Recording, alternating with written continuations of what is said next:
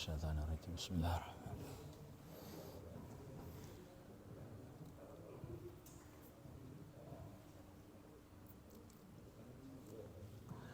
Assalamualaikum warahmatullahi wabarakatuh. Alhamdulillahirabbil alamin. Assalatu wassalamu ala asrofil anbiya wal mursalin wa ala alihi wa sahbihi ajma'in. Asyhadu an la ilaha illallah wa asyhadu anna Muhammadar Rasulullah. Allahumma shalli ala sayyidina Muhammad wa ala ali Muhammad. Amma ba'd. Alhamdulillah, segala puji bagi Allah yang telah memberikan berjuta kenikmatan pada pagi hari ini, sehingga di pagi alhamdulillah cerah ini kita masih diberikan taufik dan hidayah Allah Subhanahu wa taala sehingga bisa menghadiri kajian pada pagi hari ini. Tak lupa salawat dan salam semoga selalu tercurah dan terlimpah kepada Nabi Allah Muhammad Sallallahu Alaihi Wasallam, kepada keluarga beliau, kepada sahabat dan kepada penerus-penerusnya, dan semoga kita termasuk golongan atau umatnya yang layak mendapatkan syafaat beliau di yaumil akhir. Amin. Allahumma amin. Alhamdulillah, pada pagi hari ini kita bisa melanjutkan kajian kita masih di tema terkait dengan fikih muamalah dasar, dan pada pagi hari ini insyaallah kita akan membahas terkait dengan al-bai', masih jual beli, tetapi yang terkait dengan kredit, ya, jual beli kredit. Maksudnya bagaimana? Nanti jadi secara umum jual beli itu ketika berdasarkan penyerahan harga, maka ada jual beli kontan, yaitu ketika uangnya diserahkan pada saat penyerahan barang, ya. Kemudian nanti ada jual beli tempo, ya, itu pembayaran harga kemudian, atau barangnya duluan kemudian harganya nanti. Bisa dikredit, artinya dicicil beberapa bulan, atau sekaligus tetapi waktunya nanti gitu, mungkin sebulan atau 2 bulan gitu tempo, ya. Nah, ini insyaallah yang akan kita bahas pada kesempatan pagi hari ini. Dan nanti ada juga mungkin penjual beli barang salam, ya, atau kemudian. Jadi di mana uangnya duluan kemudian barangnya nanti, ya, pesen gitu, ya, jual beli pesanan. Nah, nanti kita akan bahas di kesempatan selanjutnya. Insyaallah pagi hari ini kita akan membahas kalau yang kontan, pertemuan sebelumnya sudah kita bahas, ya, di mana jual belinya sudah dilaksanakan, artinya ada uang, ada barang atau saat itu terjadi. Nah, hari ini kita insyaallah akan membahas terkait dengan jual beli yang tempo, atau kalau di dalam istilah Arabnya itu bai'u mu'ajjal as-saman, ya, jual beli yang mensyaratkan pembayaran harga kemudian atau dibayarkan kemudian. Nah, terkait dengan jual beli tempo ini, alhamdulillah hukumnya jaiz atau boleh, ya. Dalilnya dari mana? Di dalam surat Al-Baqarah 282 Allah Subhanahu wa taala menyampaikan, A'udzubillahi minasyaitonirrajim. Bismillahirrahmanirrahim. Ya ayyuhallazina amanu idza tadayyatum bidaini illa ajali musamma faktubuhu, ya. Hai orang-orang yang beriman, apabila kamu bermuamalah tidak secara tunai, ya, untuk waktu yang ditentukan, hendaklah kamu mencatatkan atau menuliskannya, ya. Jadi di sini ada dalil kebolehan transaksi tidak secara tunai, artinya barang duluan dan kemudian uangnya nanti, ya, ada jeda waktu, ya. Demikian juga di dalam hadis Muslim, Rasulullah SAW pernah membeli dari seorang Yahudi makanan sampai tempo tertentu, dan beliau mengagungkan atau menjaminkan baju besi milik beliau. Ya. Jadi nanti di dua dalil ini nanti untuk pembelian tempo hendaknya satu dicatat, dan kalau misalkan tidak bisa dicatat atau dengan orang yang mungkin belum dikenal secara baik, maka hendaknya ada jaminan atau barang yang kemudian dijaminkan. Itu berdasarkan dalil yang ada. Nah, lalu bagaimana terkait dengan rukun jual beli? Kita masih sama ya, ada 3 rukun jual beli. Yang pertama al-aqidani, yaitu subjek atau orang yang melakukan transaksi. Yang kedua mahalul akad atau syarat-syarat akad, dan yang ketiga asigot atau ucapan atau perjanjian ya di dalam, atau konten ya, atau terkait dengan perjanjian di dalam transaksi itu sendiri. Nah, kalau al-aqidani syarat-syaratnya masih sama dengan transaksi atau jual beli sebelumnya secara umum. Yang pertama harus akil ya, harus berakal ya, berarti dia tidak gila, kemudian tidak mabuk dan lain-lain. Kemudian mumayyiz ya, atau sekitar 7 tahun ke atas, atau sudah paham terkait dengan uang ya. Mungkin ada yang 6 tahun setengah tapi dia sudah ngerti duit, jadi membedakan duit 10.000, 5.000, 2.000 udah ngerti gitu ya. Kemudian mukhtar, itu bebas memilih, yaitu tidak ada paksaan ya. Jadi kalau dianya sendiri secara personal itu bebas memilih apakah mau melanjutkan transaksi atau tidak ya, artinya tidak di dalam bawah tekanan atau paksaan. Itu di al-aqidani atau subjeknya. Kemudian di mahalul akad atau di syarat akadnya ya, terkait barangnya. Yang pertama masih sama, barangnya harus suci ya secara zahir, jadi bukan barang najis. Yang kedua dapat dimanfaatkan atau intifa bih ya. Kemudian yang ketiga milik yang berakad atau milkiyatul aqid ya. Yang keempat dapat diserah terimakan atau taslim ya, tetapi nanti ini dilihat konteksnya. Kalau misalkan jual beli tanah misalkan ya, tentu yang diserah terimakan bukan tanahnya tetapi mungkin adalah surat-suratnya seperti itu ya. Kemudian barangnya dapat diketahui atau maklum ya, jadi bukan barang yang goib, bukan barang yang ada di dalam karung ya yang tidak terlihat, atau di dalam air yang tidak terlihat, misalkan air yang masih ikan yang masih di kolam gitu ya, kolamnya besar, pokoknya diterka saja sekian, nah itu tidak boleh.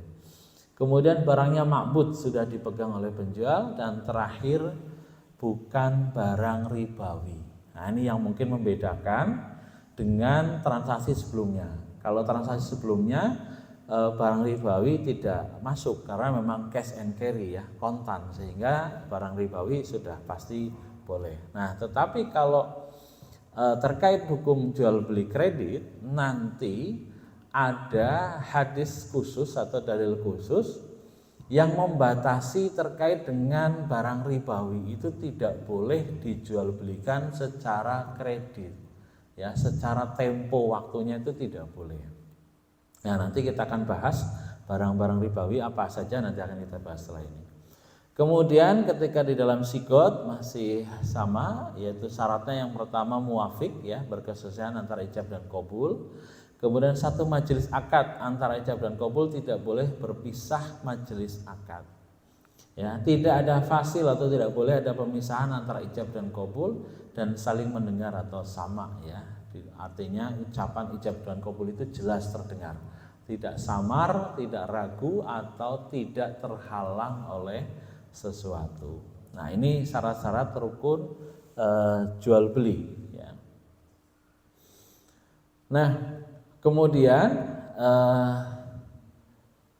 nanti kemudian jenis barangnya nanti dibagi menjadi 3 ketika kita bicara jenis barang.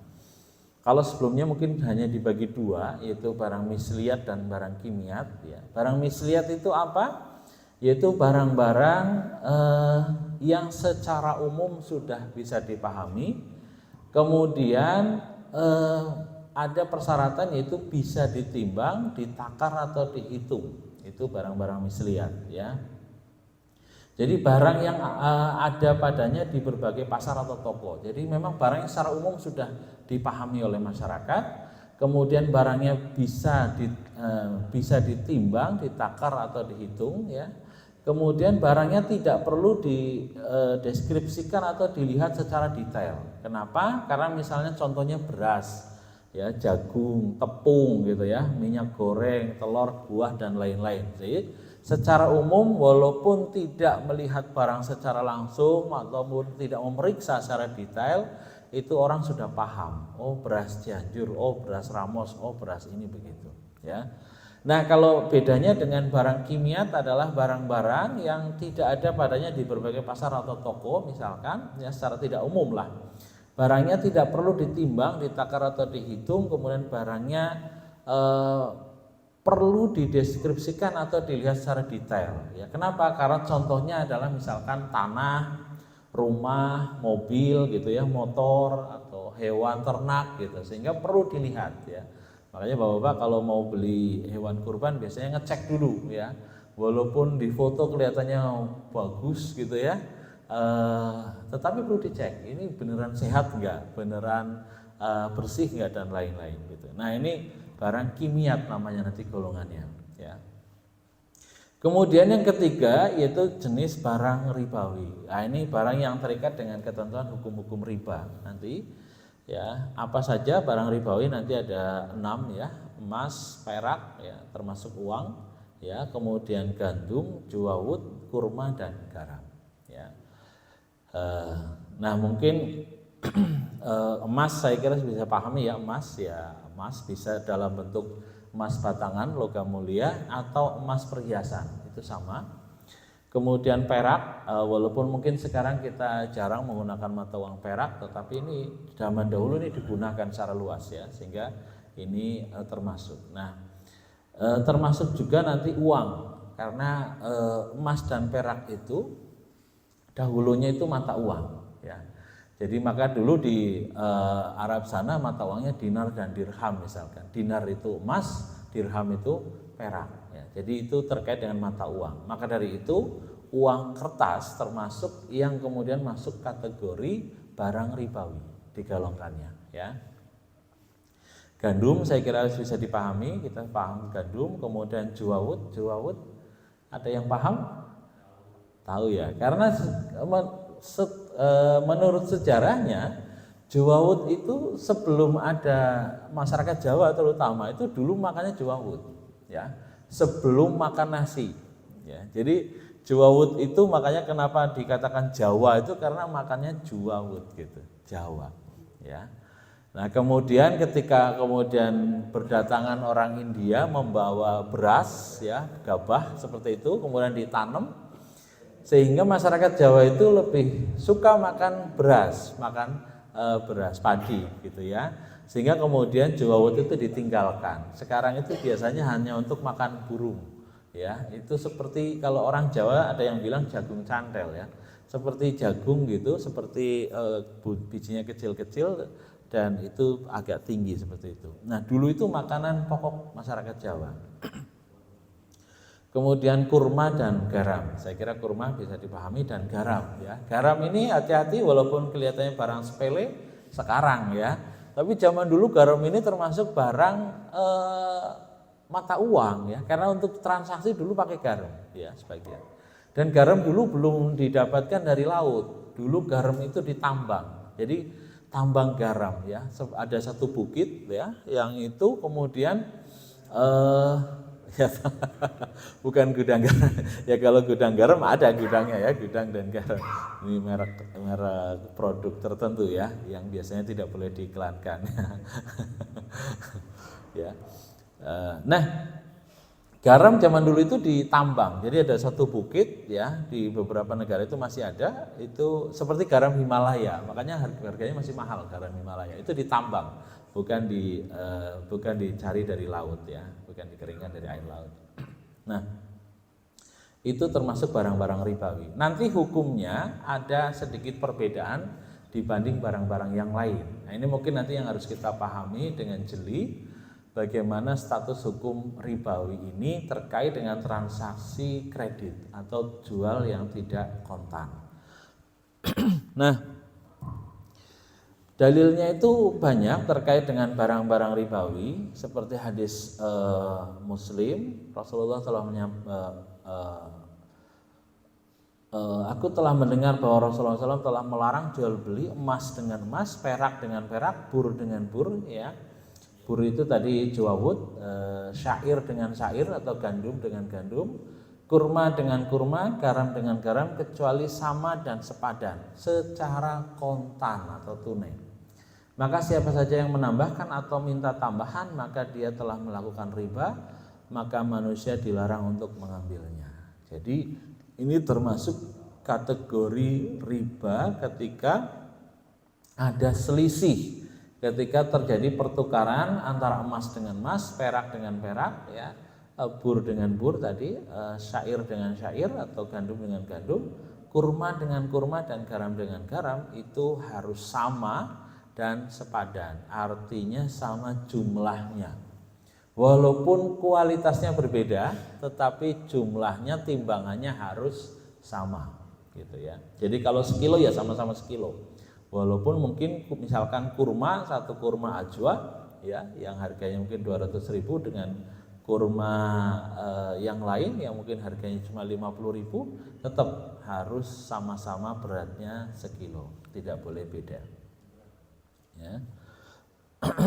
Nah, di sini Rasulullah menyampaikan harus sama, sepadan dan kontan, ya, artinya harus dilakukan secara tunai, tidak boleh kredit, ya. Nah, ini hadis umum terkait barang ribawi, ya.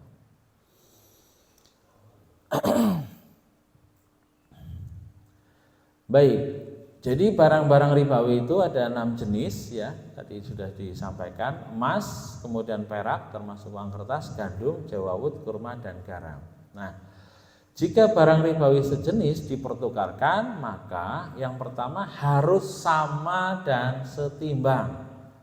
Contoh, jika uang kertas maka nilainya harus sama. Kalau 100.000 ya harus sama 100.000. Nah, mohon maaf, misalkan kadang-kadang kita sering ada tukar menukar uang baru kalau mau lebaran, ya.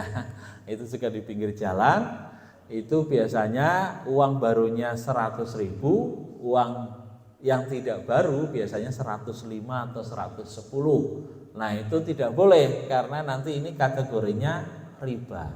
Kenapa? Karena sama-sama uang mata uang yang sama, ya.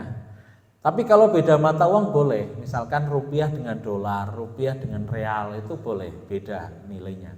Tetapi kalau sama rupiah dengan rupiah, maka itu tidak boleh berbeda jumlahnya, ya. Kemudian contoh lain, misalkan kurma kualitas baik dengan kurma kualitas biasa juga harus sama. Jadi misalkan ada orang punya kurma ajwa, tapi pengen kurma yang lain, misalkan kurma yang lebih murah, misalkan, ya, misalkan sukari gitu, ya. Itu kan kalau sukari sekitar 50.000 sekilo, ya. Kalau ajwa mungkin 200, 250 gitu. Tapi karena pengen ditukar, ya, maka harus sama beratnya. Jadi tidak boleh misalkan kurma ajwanya sekilo, sukarinya 4 kilo gitu, ya. Karena kan nilainya kalau ini dihitung ini 200.000, ini 50, berarti kali 4 gitu, ya. Itu tidak boleh. Itu nanti kategorinya riba. Jadi harus sama-sama sekilo gitu. Loh, berarti rugi dong. Ya, siapa suruh tukeran kan gitu, ya. Kan enggak nyuruh harus tukeran gitu. Nah, yang kedua harus kontan, tidak boleh dikreditkan dan harus dari tangan ke tangan, maka tidak boleh online, ya. Ini berdasarkan hadis-hadis keumuman di atas. Jika barang ribawi tidak sejenis dipertukarkan, maka boleh suka sama suka, ya. Kemudian harus kontan, tidak boleh dikreditkan, dan harus tangan ke tangan, tidak boleh secara online. Maksudnya tidak sejenis itu misalkan emas dengan perak ya, emas dengan kurma, emas dengan, atau kita beli kurma gitu kan ya, uang dengan kurma, itu kan tidak sejenis. Maka boleh ditukarkan, tetapi syaratnya tetap sama, yaitu tidak boleh kredit atau harus kontan ya, dan tidak boleh secara online ya. Ini berdasarkan keumuman hadis tadi.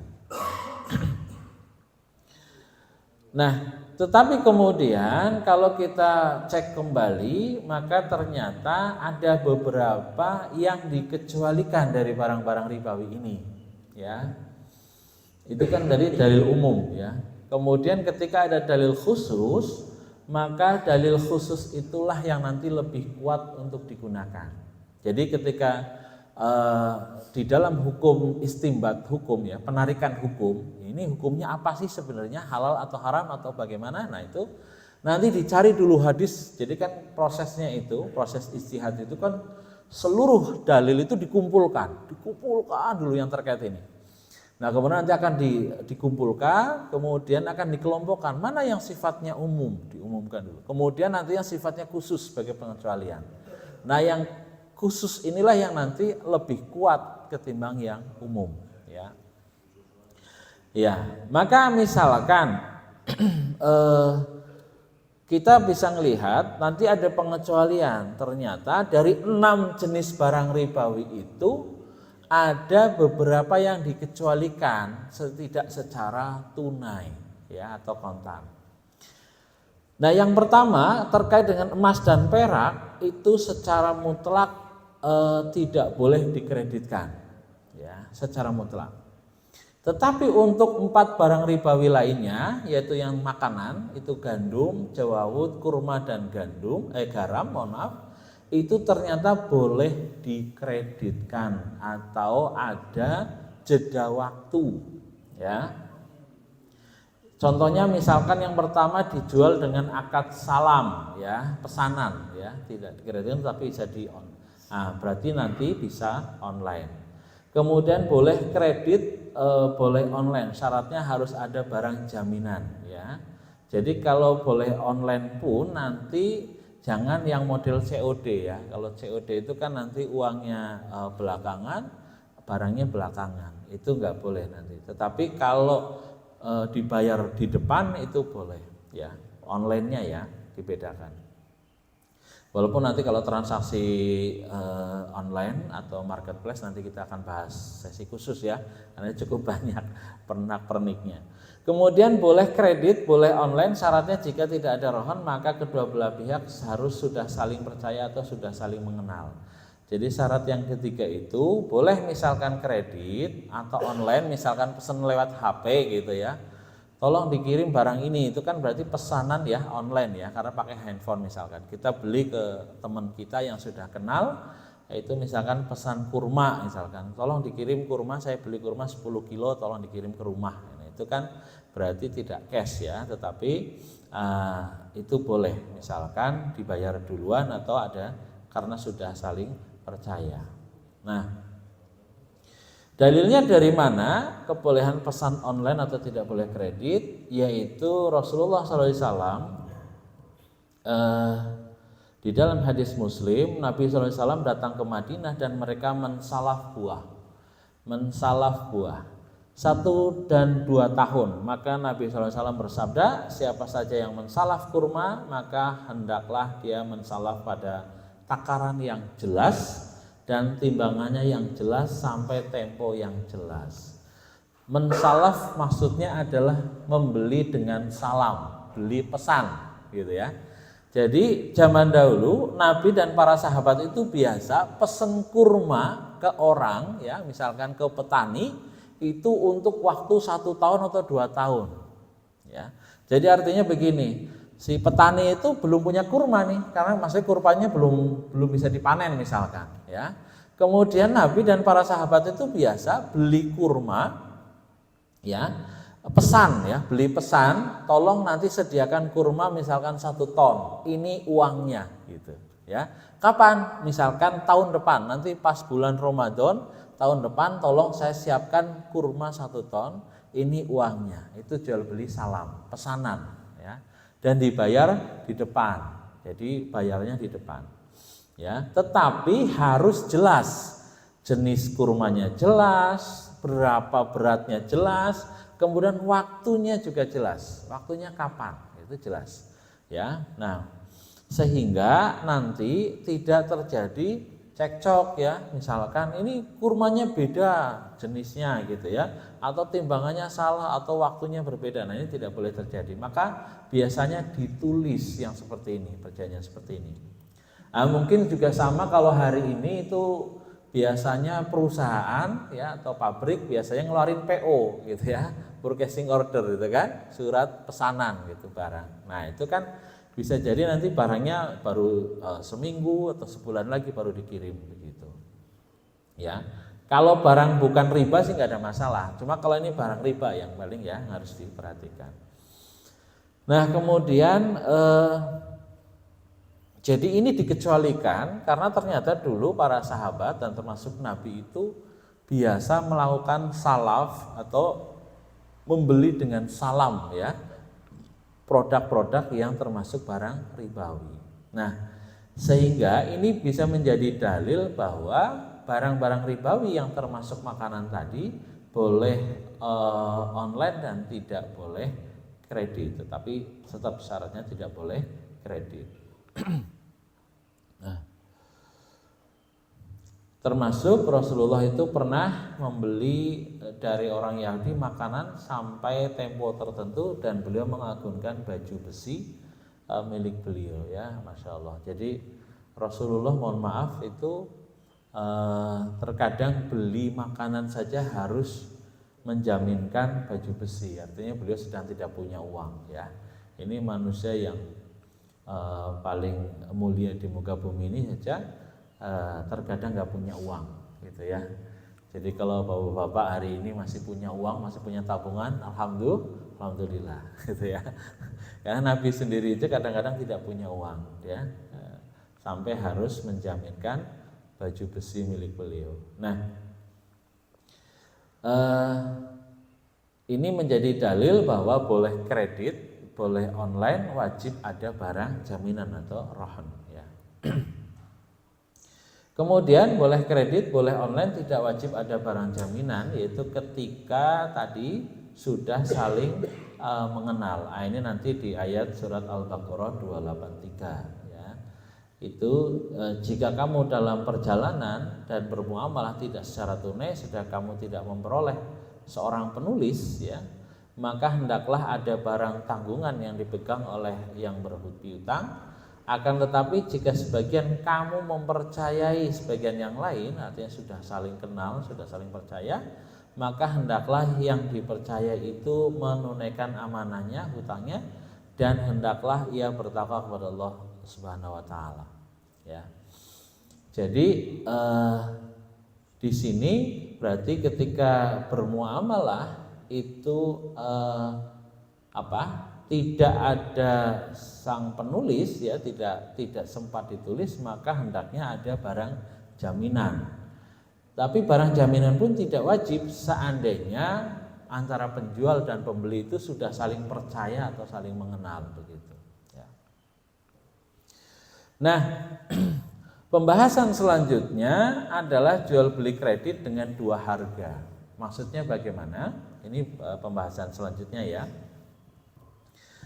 Contohnya, jika ditawarkan satu barang, misalkan ada misalkan satu barang lah begitu, itu ditawarkan dengan dua harga. Misalkan penjualnya bilang begini, Pak, ini kalau cash barang ini, sendal ini misalkan harganya 100.000. Tapi kalau kredit, ya, kredit entah misalkan sebulan atau 3 bulan gitu ya, atau dicicil gitu ya, itu harganya jadi 120.000 gitu ya. Kan suka ada terjadi seperti itu ya. Ini kalau cash itu 100.000, kalau kredit 120 misalkan 3 bulan misalkan ya. Nah, hukumnya itu bisa jadi kalau misalkan yang beli cuma bilang ya sudah saya setuju gitu ya. Ini jadi tidak sah karena apa? Karena setuju yang mana gitu ya, nggak jelas. Nah, tetapi ini hukumnya bisa sah kalau misalkan si pembeli tadi mengambil salah satu dari dua harga tadi. Misal, ya sudah karena saya lagi nggak punya uang, saya ambil kredit saja 3 bulan dengan harga 120.000 misalkan. Nah itu boleh. Ini bukan berarti dua harga, tetapi dua penawaran. Nah yang nanti disepakati yang mana? Yang disepakati misalkan kredit dengan harga 120.000 ya. Maka ini yang jadi akadnya ini yang dipegang.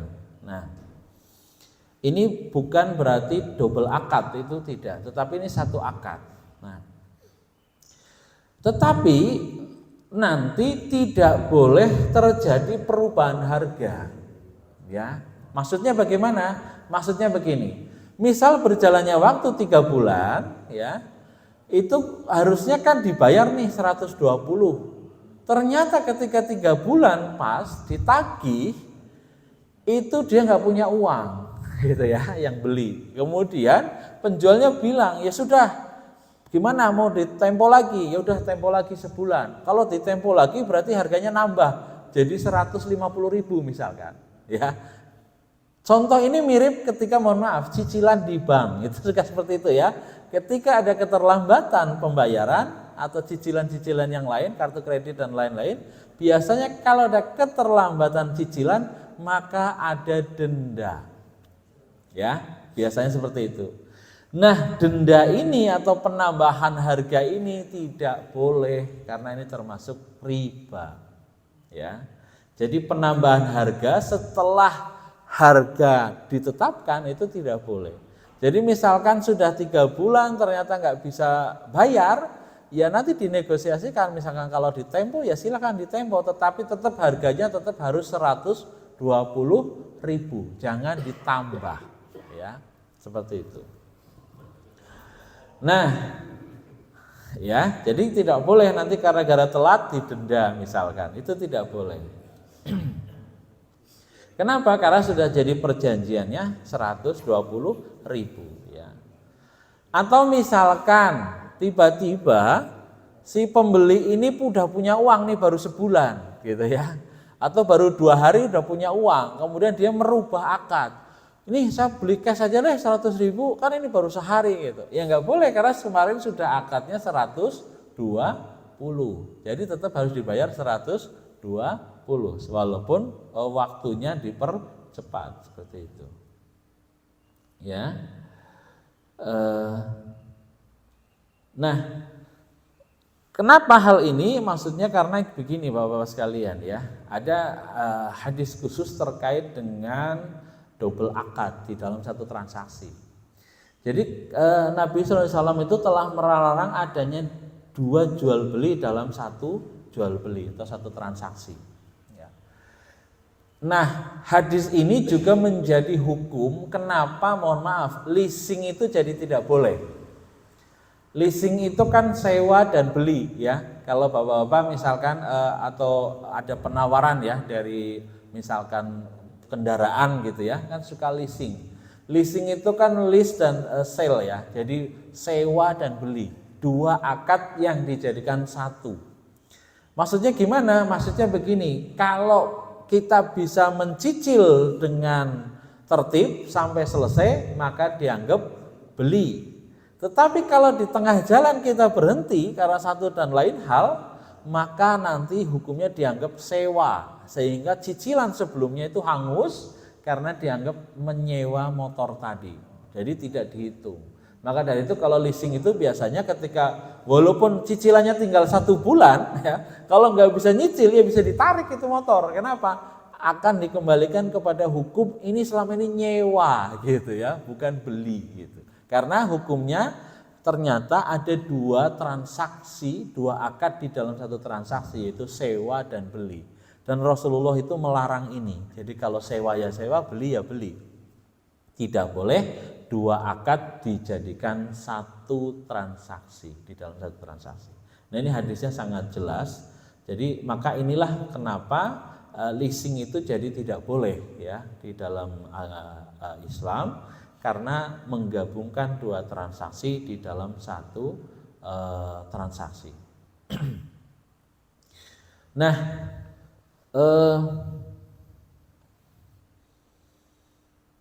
baik.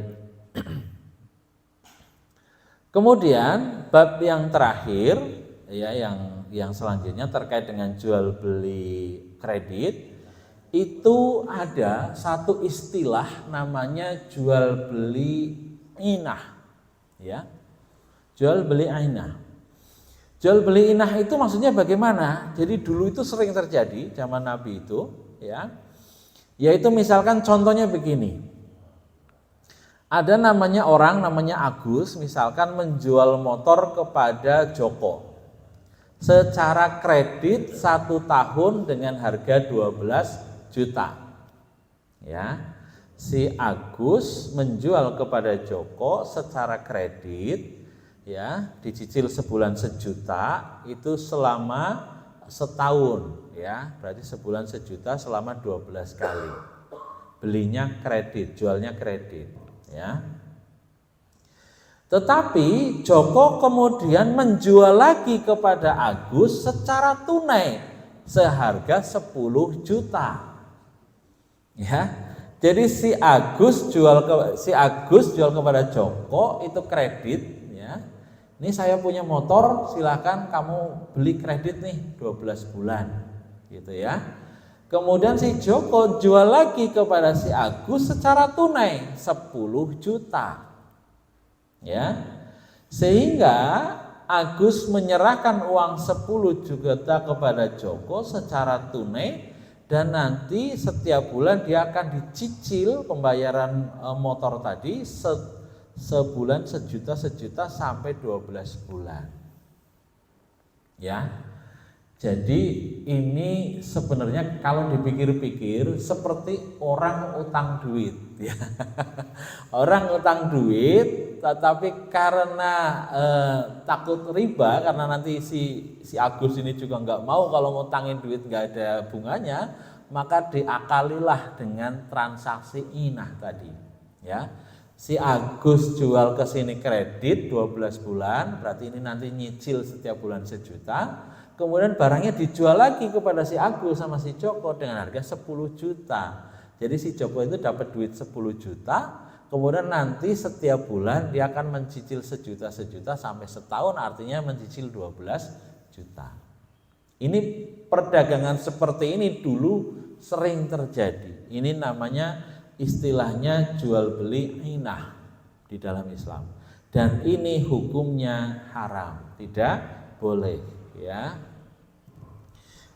Di dalam para fuqaha mengistilahkan al-bai' al-inah ya. Nah, ini ada hadisnya khusus ya, di dalam hadis riwayat Ahmad, Al-Baihaqi dan Abu Ya'la. Rasulullah menyampaikan, jika manusia bakhil dengan dinar dan dirham, berjual beli secara al-inah, mengikuti ekor sapi atau istilahnya sibuk beternak, dan meninggalkan jihad fisabilillah, niscaya Allah menurunkan atas mereka kehinaan. Allah tidak akan mengangkat kehinaan itu dari mereka hingga mereka kembali kepada agama mereka. Jadi istilah ini sudah dikenal zaman dulu dengan al-inah. Jadi ketika ada manusia bakhil dengan dinar dan dirham, ya artinya mereka pelit gitu ya kalau mau. Karena begini, kalau pinjam meminjam itu hukum asalnya adalah at-ta'awun atau tolong menolong. Ya. Jadi kita harus paham nih, kalau transaksi pinjam meminjam itu adalah tolong menolong. Ya. Maka tidak ada istilah tolong menolong itu dapat untung gitu ya. Ya. Maka tapi kalau zaman sekarang ya juga harus hati-hati, karena kadang-kadang yang diutangi lebih galak daripada yang utang gitu ya. Ya. Yang ngutang ditagih galak banget gitu ya, malah nanti silaturahminya bisa putus gitu ya. Maka sekarang itu banyak beredar pemahaman itu, kalau sekiranya yang ada teman misalkan tiba-tiba nggak pernah ketemu, nggak pernah ngobrol ya, mungkin hanya ada di grup WhatsApp doang, tiba-tiba WhatsApp udah mulai curiga, ini ada apa ini kok tiba-tiba someah gitu ya, tiba-tiba kok sopan gitu, nanya kabar segala macam, biasanya UUD, ujung-ujungnya duit ya, pinjem, mau investasi atau nawarin MLM atau biasanya pinjem duit. Nah, kalau biasanya kita orang yang jauh, yang istilahnya tidak sering ngobrol, tidak sering nongkrong bareng, kok tiba-tiba dia ngutang, berarti teman-teman dia yang biasa ngobrol dan nongkrong bareng itu sudah habis diutangin biasanya ya, sudah nggak ada lagi gitu, sehingga dia nyari yang jauh. Nah, biasanya indikator yang seperti ini, kalau kita tidak siap ya, tidak siap artinya begini, misalkan dia utang 2 juta ya, karena ini tahun tolong menolong, biasanya dia ngemplang, nanti nggak tahu lah baliknya kapan gitu ya. Mungkin sampai ditagih dengan bahasa halus sampai kasar pun ya, malah dia lebih galak biasanya ya. Maka biasanya ada pemahaman itu yang orang seperti ini biasanya nggak akan dikasih ya. Tapi kalau mau ngasih gimana, ya udah kasih aja. Misalkan dia, aduh minta tolong banget lah, saya nggak punya uang buat beli beras, ya udah dikasih 100.000 aja nih buat beli beras, insya Allah cukup gitu kan. Jadi dikasih uang saja, nggak usah diutangin. Kenapa? Nanti malah silaturahminya bisa putus. Jadi, nah maka waktu pernah kajian di Pasar Ciawi itu, loh terus gimana nih kalau alasannya apa Pak Ustadz gitu, kalau minjem gitu nggak dikasih ya. Nah maka biasanya mohon maaf, di Islam itu nanti ada istilah tauriyah ya. Tauriyah itu bukan berbohong sih, tetapi mengatakan sesuatu yang maknanya jauh tetapi dipahami makna pendek. Nah, tauriyah itu dibolehkan di dalam Islam, itu Nabi sendiri pernah melakukan. Nah, jadi gini ceritanya. Suatu ketika Rasulullah itu sedang duduk di pinggir jalan gitu ya. Kemudian tiba-tiba ada orang tergopoh-gopoh, lari terbirit-birit, kemudian nyamperin Rasulullah dan bilang, "Ya Rasulullah, saya mau sembunyi di belakang batu di sebelah sana. Saya sedang dikejar-kejar orang, mau dibunuh," begitu ya. Ya udah, kamu sembunyi aja begitu. Orangnya sembunyi dan benar, tiba-tiba yang mau bunuh datang udah bawa pedang gitu. Dan orang bunuh tadi nanya kepada Rasulullah ya. Nah, tetapi sebelum orang tadi datang, Rasulullah sudah bergeser 1 langkah ke sebelah kiri atau kanan begitu. Sudah geser berdirinya.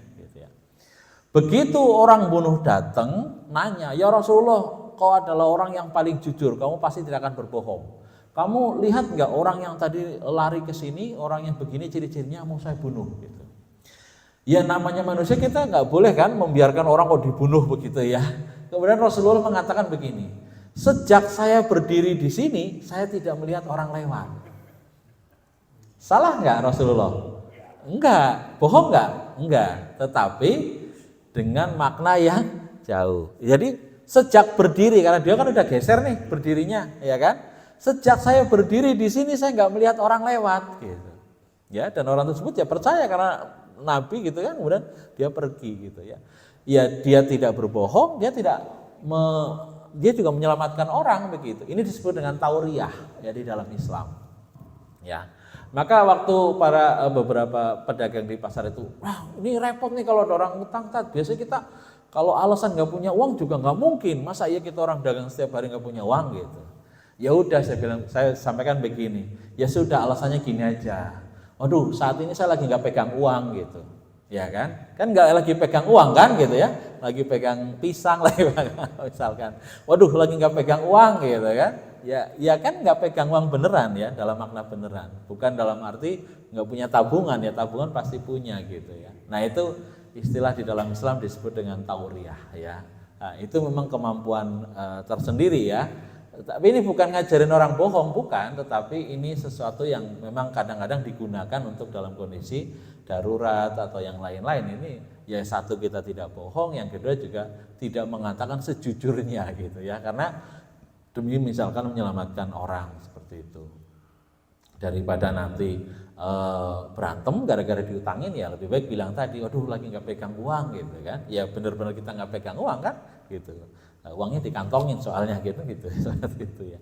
Nah Demikian tadi, jadi jual beli inah itu sebagai penutup di dalam jual beli kredit ya. Jadi tadi sudah kita bahas bersama ya terkait dengan istilahnya. Kemudian yang tricky itu adalah barang-barang ribawi yang harus hati-hati. Itu tidak boleh kemudian tadi transaksinya, jadi harus cash and carry, harus cash dan dari tangan ke tangan, nggak boleh kredit, nggak boleh online. Terutama barang-barang ribawi yang spesifik yaitu emas dan perak serta uang, ya. Maka mohon maaf, seringkali kalau bahkan sampai di bank syariah pun suka menawarkan, ya, beli emas cicilan. Nah itu nggak boleh, mohon maaf ya, ini tidak boleh. Jadi beli emas cicilan memang ya sebagian ngerasa untung karena harganya hari ini nanti misalkan dicicil 2 tahun, nanti kan harganya naik gitu, ya. Tapi biasanya bank juga pinter, nanti ada biaya penyimpanan emas gitu. Jadi sudahlah nyicil gitu ya, nanti ada biaya penyimpanan emas, ada aja itu caranya bank itu ya. Nah itu menjadi tidak boleh ya, jual beli emas tidak boleh kredit dan tidak beli online ya. Termasuk hati-hati ada toko ya atau jual beli, sistem jual beli di emas batangan itu yang ketika kita menjual itu uangnya ditransfernya besok. Nah, ini nggak boleh, hati-hati ya. Ada tuh toko yang seperti itu. Saya nggak menyebutkan nama, takutnya nanti karena ini direkam masuk YouTube ya. Ada toko besar gitu ya, bukan kecil. Jadi yang saya dengar gitu dari temen itu, jadi kalau beli mah harus kontan betul, tetapi kalau pas kita jual mas itu ke toko itu nanti uangnya ditransfernya besok. Ini nggak boleh, karena apa? Ini nggak kontan, ini nggak tunai gitu ya. Cari yang betul-betul kita jual ya hari itu langsung dibayar.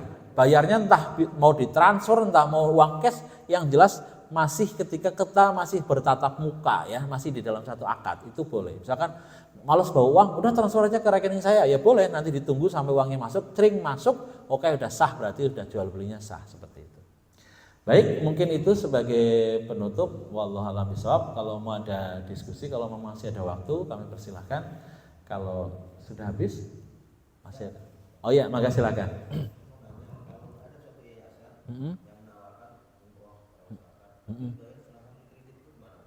Oh iya. Baik, ini juga termasuk jual beli kredit ya. Walaupun jasa ya umroh. Jadi hukumnya itu nanti tergantung kondisi orang yang melakukan pembelian cicilan. Wah kaget. Jadi begini, umroh kredit itu bisa menjadi boleh dan bisa menjadi tidak boleh, tergantung kondisi yang melakukan transaksi. Maksudnya bagaimana? Yang pertama, orang yang melakukan transaksi kredit umroh tadi, satu dia harus punya jaminan uang atau harta yang sekiranya kalau mohon maaf ya tiba-tiba dia meninggal di sana, itu keluarganya atau di rumah itu ada uang yang bisa untuk melunasi. Jangan sampai dia mohon maaf sebenarnya tidak mampu nih, sebenarnya tabungan aja nggak ada gitu ya. Pokoknya dia hanya kondisinya pas-pasan dalam tanda kutip gitu ya. Tetapi kalau diocok-ocok udah nanti cicilan gampang. Nah, maka kalau yang kondisinya seperti ini dia tidak boleh. Ya. Yang pertama dia harus punya jaminan bisa mencicil, yang kedua itu atau keluarganya bisa mencicil. Itu sih syarat yang paling utama, ya. Kemudian yang kedua tidak ada tambahan harga. Ya, hati-hati. Jadi misalkan begini. Karena ini kan cicilan ini. Jadi misalkan itu 30 juta harga yang disepakati ya. Kalau cash misalkan 30 juta, kalau nyicil 35 ya sudah 35 itu yang tadi disepakati, tidak boleh ada tambahan-tambahan misalkan. Karena kadang-kadang nanti biasanya setelah sekian lama cicilan itu ada tambahan-tambahan biaya. Nah itu enggak boleh. Karena itu nanti masuknya kategori riba atau denda dan lain-lain. Jadi dipastikan ketika terlambat mencicil tidak ada denda. ya, dipastikan itu. Jangan sampai ada denda. Nanti kalau di klausulnya ternyata ada denda, itu menjadi riba. Maka ini jadi tidak boleh. Gitu. Jadi yang pertama secara kemampuan mampu, yang kedua secara transaksinya benar. Artinya tidak boleh ada riba atau denda atau yang lain-lain, gitu ya. Artinya ada tambahan-tambahan biaya setelah kesepakatan. Karena nanti langsungnya riba. Nah, itu yang nggak boleh. Jadi umroh cicilan masih bisa kalau betul-betul si yang nyicil itu punya kemampuan atau punya barang yang kalau misalkan dijual itu, misalkan dia pasti punya mobil gitu ya, kalau dijual itu cukup untuk bayar begitu. Mungkin itu ya sedikit singkatnya, nanti insya Allah diperjelas secara dalilnya. Ada yang lain atau sudah cukup? Sudah ini ya. Baik, mungkin ini dulu. Insya Allah nanti di kesempatan selanjutnya kita mungkin bisa diskusi lebih lama. Saya akhiri, apabila ada kekurangan, kesalahan dari saya mohon maaf. Mari kita tutup bersama dengan bacaan hamdalah dan doa kafaratul majelis. Alhamdulillahirabbil alamin. Subhanakallahumma wa bihamdika asyhadu an la ilaha illa anta astaghfiruka wa atubu ilaik. Kurang lebihnya mohon maaf. Assalamualaikum warahmatullahi wabarakatuh.